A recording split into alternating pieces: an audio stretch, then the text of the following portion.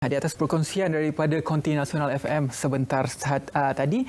Jadi kita masih lagi dalam pandemik COVID-19, Perintah Kawalan Pergerakan Pemulihan sehingga 31 Disember 2020. Jadi tanggungjawab kita sebagai rakyat Malaysia, walaupun siapa saja anda, patuhi penjarakan fizikal, pakai pelitup muka dan juga sentiasa amalkan kebersihan diri, kerana itulah sebenarnya senjata untuk kita memutuskan COVID-19. Tapi apabila kita bercerita mengenai COVID-19 ini, saya rasa satu kejayaan kepada Malaysia apabila kumpulan saintis di Malaysia ini mampu untuk mencipta kit pantas pengesanan COVID-19.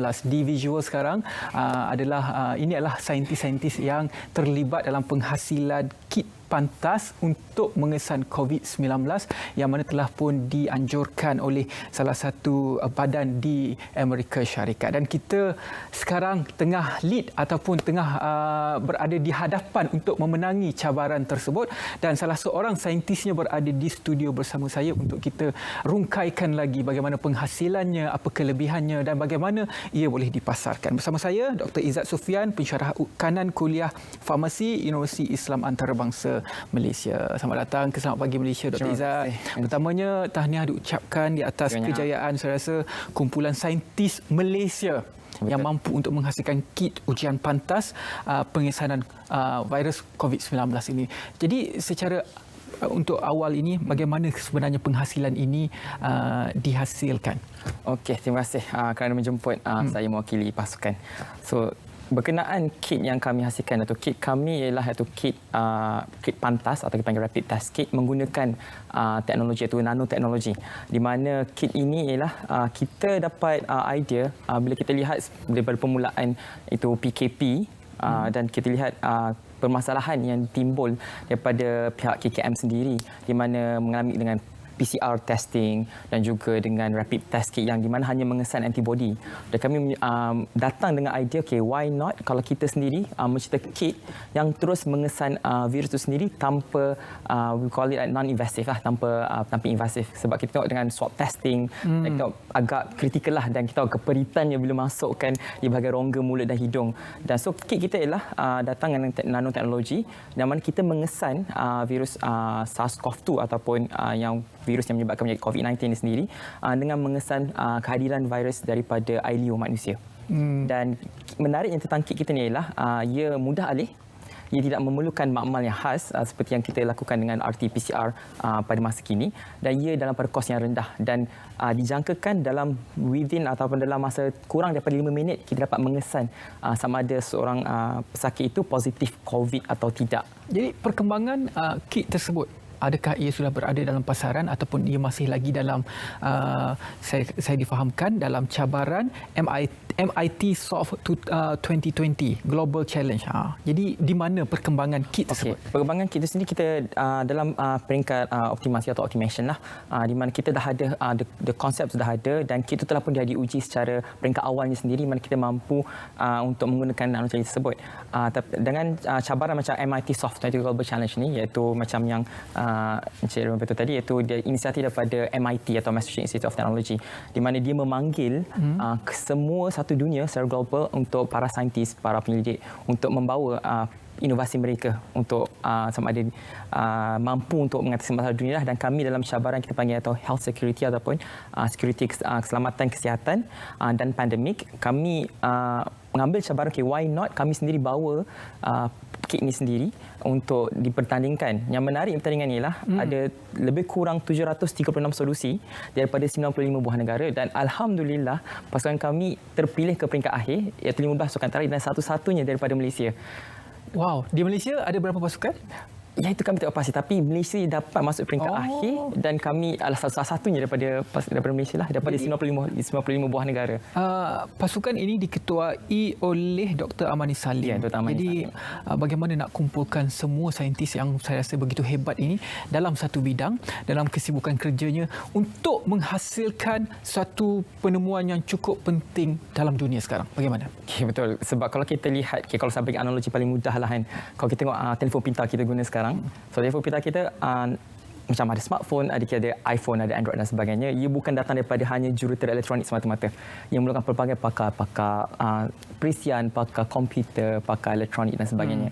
Dan kami melihat, okey, untuk memastikan kit ini tidak hanya perlu kepada mereka daripada bidang perubatan semata-mata dan tidak perlu pada bidang kejuruteraan semata-mata. Dan kami kumpulkan, kami nampak atau keharmonian antara pelbagai pakar ini, di mana saya sendiri dalam bahagian nanoteknologi dan nanoperubatan, dan ahli saya juga ada daripada bahagian kesihatan sendiri. Dan Dr. Amali sini merupakan seorang jurutera yang di mana ramai tahu Dr. Amali terlibat dalam salah satu projek penghasilan satelit di NASA. Dan kami datang idea untuk sama-sama duduk. Waktu tu kita tak dapat duduk secara fizikal. Semua through Google Meet saja kita bincang, okay, kita kena bantu negara. Soalnya bukan untuk bantu diri sendiri. Utama kita untuk bantu negara menghasilkan satu kit untuk memudahkan pengesanan virus COVID-19 ni lah. So kita dan all this semua bidang-bidang yang pelbagai ini kita letakkan dalam satu meja dan kita hasilkan, okey, daripada kejuruteraan elektronik, daripada nanoteknologi saya sendiri dan juga daripada bahagian perubatan, kita hasilkan satu kit yang cukup mudah. Kalau dilihat, maaf tak dapat bawa ke sini kit tersebut, ia hanya lebih kurang sebesar tapak tangan sahaja. Oh, sebesar tapak tangan. Ia tidak memerlukan satu amal khas untuk menggunakan sesiapa saja. Kalau kita lihat sekarang dengan RT-PCR, kita memerlukan mereka dari bidang perubatan. Adakah ia akan dihandle ataupun akan digunakan kru perubatan yang boleh menggunakan tersebut untuk buat test, ataupun diri sendiri juga boleh guna? Okay, ini yang menarik satu dengan kit ini. Sebab kit ini boleh digunakan oleh sesiapa sahaja. Ia sangat mudah. Apabila pula kita hanya perlu ambil sampel air liur kita letakkan di bahagian pengesanan tersebut, dia akan bacakan dalam mesin dan automatik secara lebih kurang 5 minit kita akan dapat tahu sebab ia positif atau negatif. Dan nanoteknologi yang kita gunakan sendiri ialah kita menggunakan satu bahan iaitu perak. Salah satu perak dan juga emas yang kita gunakan antara dua ini untuk mengesan virus. Dan kalau kita lihat kes asymptomatic atau yang tanpa simptom, ia berlaku sebab bilangan virus yang berada dalam sampel badan sangat rendah. Dan dengan nanoteknologi kita dapat amplifikasikan mengesan virus yang sangat rendah pada tahap awal jangkitan virus COVID-19 sendirilah. Jadi kriteria untuk diangkat sebagai pemenang itu bagaimana? Okay, dia ada banyak kriteria yang diletakkan oleh pihak MIT sendiri, di mana ialah sama ada dari segi from business point of view, dari segi sama dia boleh dikomersialkan, dan juga ialah sama keberkesanan dan kemudahan. Sebab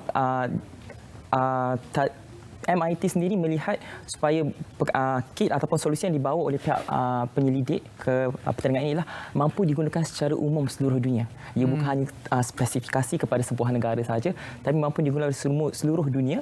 Dan kita membawa idea ia berkos rendah, dan kita dengan kita punya target ialah lebih kurang hanya RM5 satu kit untuk dihasilkan. RM5 satu kit. Ya. Maksudnya itu adalah harga yang akan dikomersialkan. Akan dikomersialkan. InsyaAllah akan nanti akan dikomersialkan, dia akan dipasarkan secara besar-besaran.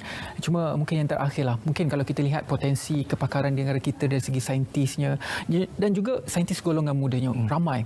Jadi bagaimana doktor melihat kita perlu lakukan sesuatu untuk golongan ini supaya mereka ke depan untuk menghasilkan penemuan-penemuan sebegini? Okey, saya sendiri baru berumur 31 tahun. Sangat muda. Ya, Alhamdulillah. Dan pengalaman saya sendiri dalam bidang nanoteknologi hampir 10 tahun daripada ijazah pertama di Jepun sehinggalah ijazah kedoktoran di United Kingdom, di mana saya melakukan daripada kejuruteraan sehingga ke farmasi.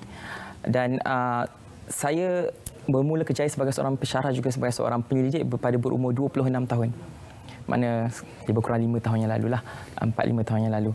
Kita lihat cabaran yang golongan muda ialah mereka merasa agak sukar atau dalam negara kita sendiri untuk menyuarakan pendapat. Kerana mereka merasakan mereka perlu melihat apa sahaja arahan ataupun apa sahaja idea yang dibawa oleh pihak pensyarah mereka yang lebih senior di dalam bidang ini. Dan tapi saya melihat ia bukan satu perkara yang negatif. Tapi saya secara peribadi melihat golongan muda sepatutnya mengambil sesuatu inisiatif untuk membantu dunia akademia dan juga dunia pendidikan tinggi. Di mana bagi saya kita perlu melonjakkan diri mengatasi bahawa anak muda itu perlu berani membawa perubahan. Kita tak berkata soal norma lama di dalam dunia akademia itu satu perkara yang tidak baik. Tapi kita lihat dunia berubah setiap masa. every second dunia berubah, setiap saat dunia berubah. Dan begitu juga pendidikan dan dunia pendidikan dan akademia sendiri. Untuk ia sentiasa relevan, ia perlu sentiasa berubah. Dan perubahan ini hanya mampu dilakukan oleh golongan muda kerana mereka melihat suatu perkara itu dari perspektif yang lebih segar, yang lebih berbeza. Dan kita melihat keseimbangan di antara panduan daripada golongan yang lebih berpengalaman tapi membawa idea-idea baru daripada golongan-golongan muda ini sendiri untuk melihat dunia akademia ini lebih relevan supaya orang nampak universiti itu sendiri satu institusi yang melakukan perubahan dan membawa kebaikan kepada masyarakat. Ya, apa yang paling penting adalah kita mengikut apa yang dunia itu berubah. Betul. Ya? Dan perubahan itu ada dengan suara orang muda. Terima kasih banyak-banyak kepada Dr. Izzat Sufian, pensyarah kanan kuliah farmasi UIAM, wakil daripada kumpulan saintis yang menghasilkan kit pengesanan pantas untuk COVID-19. InsyaAllah kita akan komersialkan dan akan memberi kebaikan kepada kita, seluruh rakyat Malaysia maupun seluruh dunia. Baiklah, kita berehat seketika. Kita kembali selepas ini dalam Selamat Pagi Malaysia.